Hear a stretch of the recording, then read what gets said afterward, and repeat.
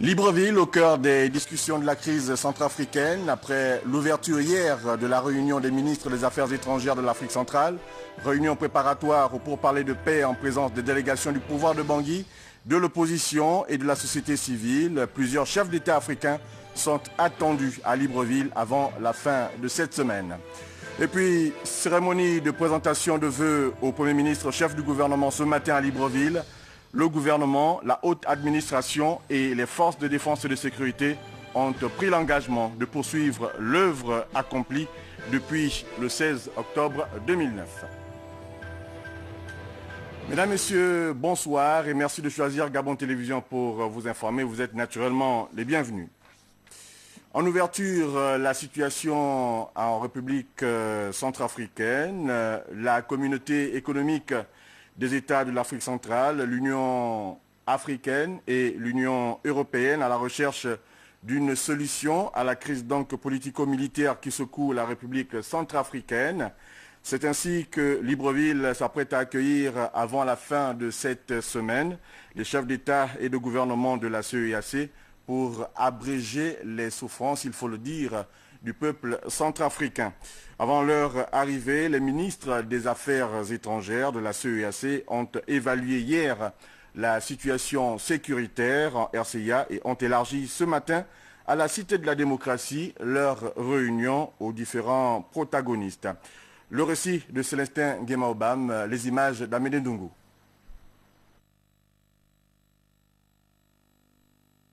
Crise politico-militaire en RCA, Libreville, 8 janvier 2013, acte 1. Réunion extraordinaire des ministres des Affaires étrangères des pays de la CEEAC, sanctionnée par un communiqué final. À l'issue de ces travaux, le Conseil exhorte les parties en conflit à signer immédiatement un accord de cessez-le-feu. Renouvelle l'appel aux rebelles pour un retrait immédiat des villes occupées. Appelle à la cessation de toute déclaration et action visant à raviver les tensions sur le terrain. Invite le gouvernement à privilégier une approche régionale de sortie de crise. 9 janvier 2013, acte 2, la réunion à huis clos est élargie aux différents protagonistes, mouvements politiques non combattants, la société civile et les rebelles. Elle est présidée par le ministre congolais des Affaires étrangères. Je félicite le secrétaire général de la CEEAC pour la qualité du travail réalisé par la mission qu'il a dépêchée en urgence en République centrafricaine. Je me tourne à présent vers nos frères et sœurs venus de la République centrafricaine, toutes tendances confondues. Le président en exercice du comité au niveau des chefs d'État et de gouvernement, son Excellence M. Félix Sassou Nguesso, président de la République du Congo, aura l'occasion demain de s'adresser solennellement à vous, à votre conscience, à votre patriotisme. Aujourd'hui, je me contenterai tout simplement de vous remercier pour la suite positive que vous avez réservée à l'invitation qui vous a été adressée.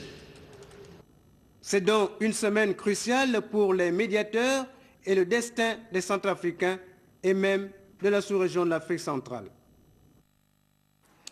Sur le même sujet, l'on apprend que le président centrafricain François Bozizé a clairement affirmé hier à Bangui, alors même que débutaient les discussions à Libreville, qu'il n'était pas question pour lui de négocier son départ du pouvoir, un départ que continuent donc de réclamer les rebelles.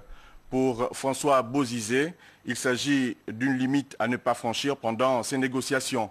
Le président centrafricain précise par ailleurs qu'il souhaiterait que sa délégation négocie à Libreville un gouvernement d'union nationale essentiellement. Alors que tous les protagonistes, vous le savez, sont à Libreville, ils étaient donc autour d'une table aujourd'hui. Cet après-midi, c'est la Séléka qui demande donc que le président François Bozizé soit traduit devant la Cour pénale pour crimes contre l'humanité, selon donc les exactions contenues dans le mémorandum de 2008. En tout cas, des déclarations qui ne sont pas faites pour arranger les choses en Centrafrique. Activité du chef de l'État ici même à Libreville, audience au palais de la présidence de la République. Là-bas, Ali Bongo Ondimba a reçu le représentant résident du PNUD.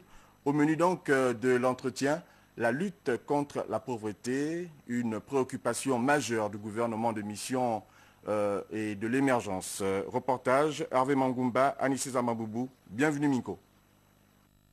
Nouvelle journée d'activité pour le chef de l'État.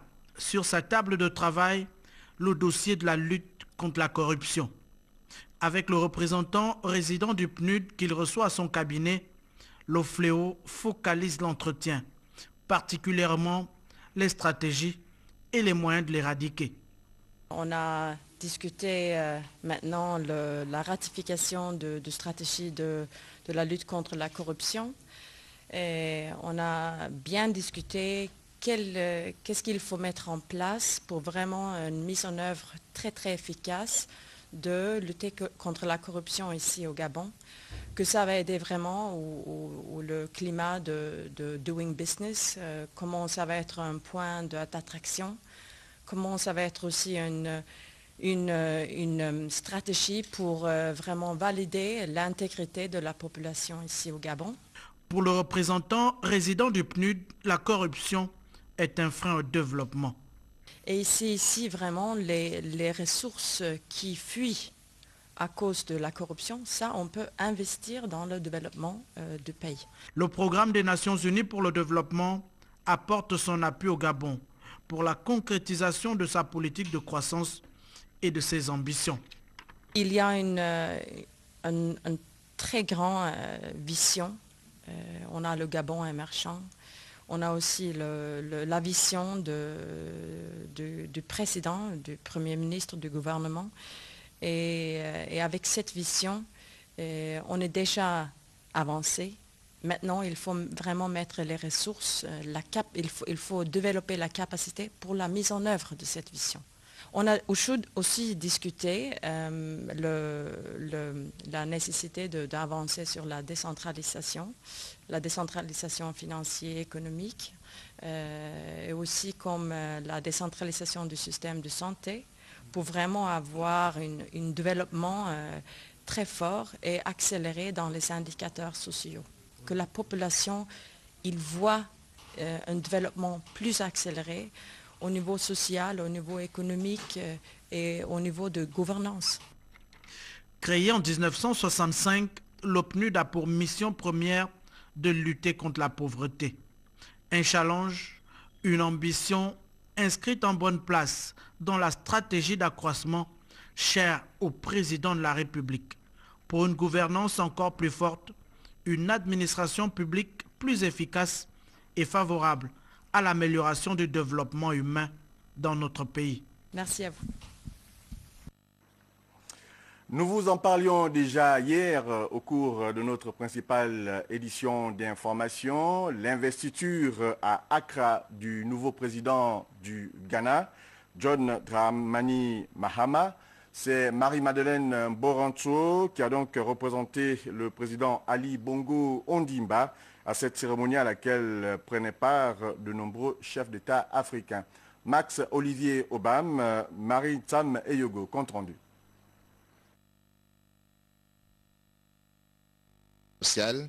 Représentait le Gabon à l'investiture du président ghanéen. Accueilli par les membres du comité d'organisation de la cérémonie d'investiture, la délégation gabonaise a pris tout de suite la direction de la place de l'indépendance. Une place qui refusait du monde. Près de 100 000 personnes ont fait le déplacement, des chefs traditionnels, des militants du parti au pouvoir et de nombreux citoyens ghanéens. Une cérémonie en couleur et au son des musiques traditionnelles du Ghana est rehaussée par la présence de 12 chefs d'État africains et de nombreuses délégations. Le Gabon, en raison d'un calendrier très chargé du chef de l'État Ali Bongo Ondimba et du gouvernement gabonais avec la présence du Premier ministre turc dans notre pays, était représenté par Mme Borancho et Paul Biya Ogemba. On était également à la présence très remarquée des anciens présidents de la République, John Kufuor et Jerry John Rawlings. John Dramani Mahama succède à Jonathan Mills, décédé il y a quelques mois. Devant le président de la Cour suprême et une Bible sur la main gauche, John Dramani Mahama a fait le serment de la continuité de l'œuvre de son prédécesseur et d'un Ghana émergent. Dans un discours d'investiture fort de symbole, il a déclaré: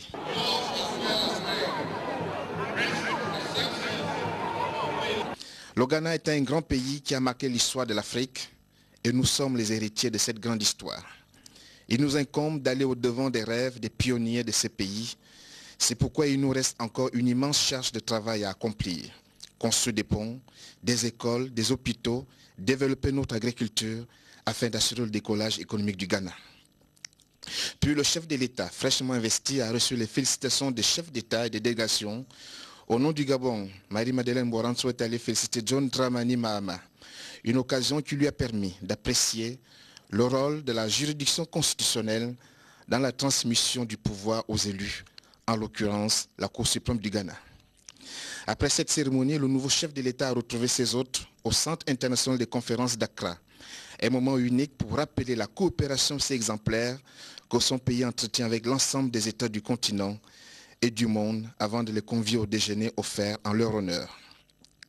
Le vice-président de la République, Kwesi Beko Amissa Arthur, à cette occasion, a pris la parole pour porter un toast, soulignant que depuis plus de 20 ans, le Ghana a réussi à s'inscrire dans une histoire démocratique solide et moderne, et que ce jour de l'inauguration du nouveau mandat présidentiel est bien le témoignage du succès du Ghana. À marge de cette cérémonie, Madame le Président de la Cour constitutionnelle a reçu une délégation d'étudiants gabonais à Accra, à qui elle a encouragé à redoubler d'efforts, tant dans leurs spécialités respectives que dans la maîtrise de la langue anglaise. C'est en fin d'après-midi que la délégation gabonaise a pris congé d'Accra avec un sentiment de satisfaction générale.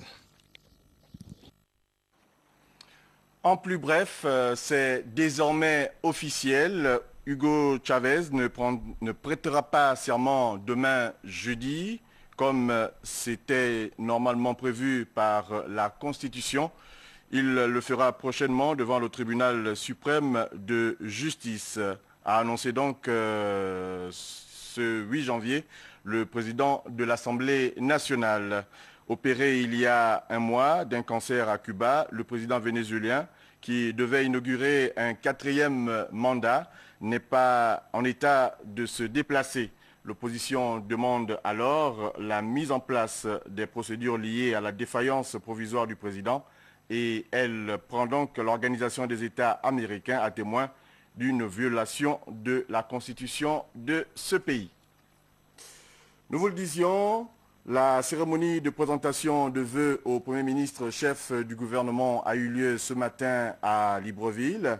Le gouvernement, la haute administration et les forces de défense et de sécurité ont pris l'engagement de poursuivre l'œuvre accomplie jusqu'ici, et cela depuis le 16 octobre 2009. Le temps fort de cette cérémonie avec Charles Oganda Maganga, Alain-Serge Yéné, Olivier Antonio et Patrick Demabio. Respectée ce mercredi 9 janvier à l'hôtel Okume Palace de Libreville. Le Premier ministre chef du gouvernement et Madame Anne Ndongsima ont reçu les vœux de nouvel an de la part du gouvernement et de l'administration des forces de défense et de sécurité. 3 allocutions ont marqué cette cérémonie solennelle, la forte tonalité pédagogique. Tout d'abord, la réaffirmation du respect de la légalité des institutions faite par Madame le garde de Sceaux, ministre de la Justice, porte-parole du gouvernement, qui a rappelé les obligations régaliennes du gouvernement de mission. Excellence, Monsieur le Premier ministre, chef du gouvernement, le Président de la République, chef de l'État, Son Excellence Ali Bongo Ondimba, vous a élu, vous a établi au rang de Premier ministre, chef du gouvernement. Le gouvernement, dont vous assurez la direction et la coordination, vous témoigne les égards dus à votre rang. Il ne peut en être autrement.